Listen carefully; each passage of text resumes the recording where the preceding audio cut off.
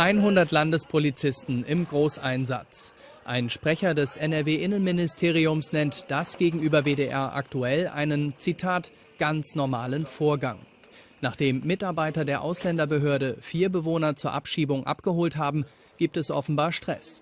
Deshalb wird die Hundertschaft der Landespolizei gerufen. Diese steht schon bereit, um die frühmorgendliche Aktion im Bedarfsfall zu unterstützen. Und dieser Fall tritt offenbar ein. Die ehemalige Albrecht-Dürer-Schule ist Teil eines Pilotprojekts der Landesregierung.